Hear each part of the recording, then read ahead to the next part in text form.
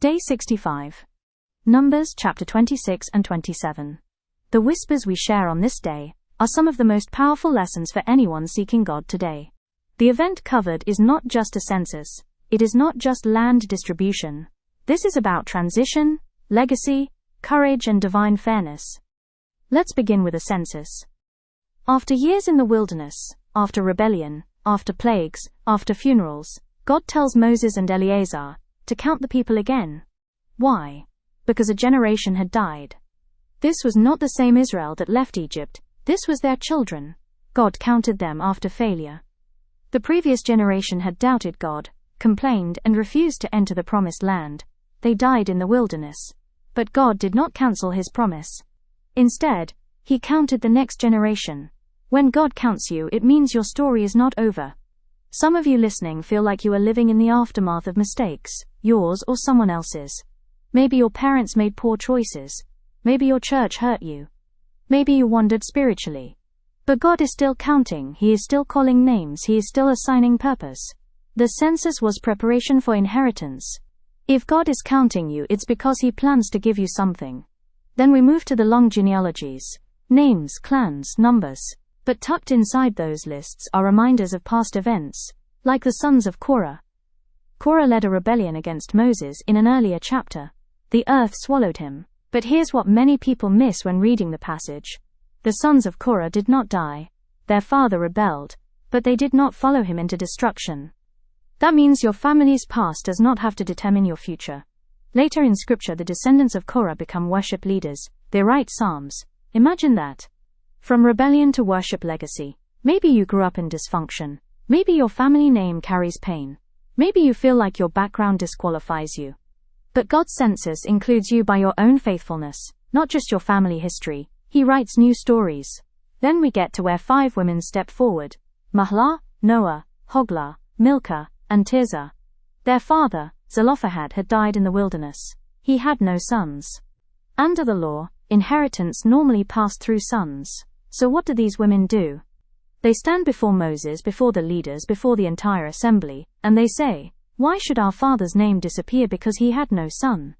Give us property among our father's relatives." This is courage. This is faith. This is spiritual boldness. They did not complain in tents. They did not gossip. They did not accept silent injustice. They brought their case before God's appointed leadership.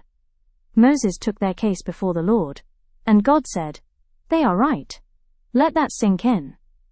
God adjusted inheritance law because 5 women believed he was just. God is not threatened by your questions. God is not offended by bold, faith-filled requests. God listens.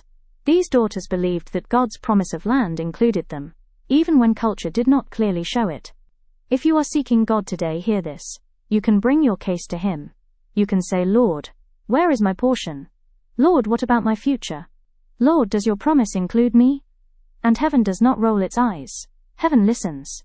In the next chapter, we are told the land will be divided according to tribe size. Larger tribes receive more, smaller tribes less. But the land was also distributed by casting lots. In other words, God determined location. They did not fight over coastline versus desert. They did not manipulate the system. God decided. In our world of today, we compare constantly. Who has the better house? The bigger platform? The faster growth? The more visible ministry? But your inheritance is not a competition. God assigns territory. And when he assigns it, it fits you. Seeking God is not about chasing someone else's portion. It's about receiving yours faithfully. Then we come to one of the most tender moments in Scripture. God tells Moses he will not enter the promised land.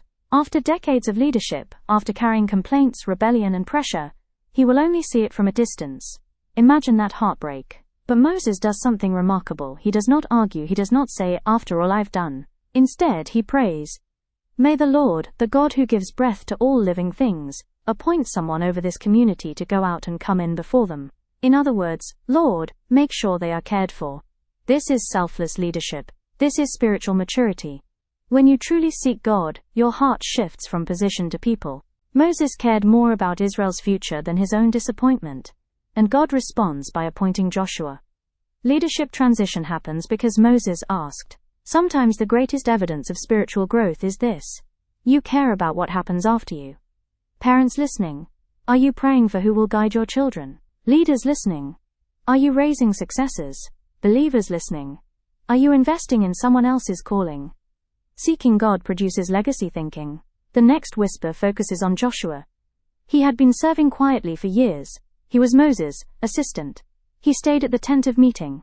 He spied out the land with courage decades earlier. And now, publicly, God says, take Joshua, a man in whom is the Spirit. Promotion in God's kingdom is not sudden fame. It is the result of long obedience. If you feel unseen, if you feel like you are just assisting, if you feel like you are in someone else's shadow, remember Joshua. God sees consistent faithfulness. The census showed numbers. The daughters showed courage. Moses showed humility. Joshua showed readiness. And through it all, God showed this. He is a God of continuity. He counts generations. He protects names.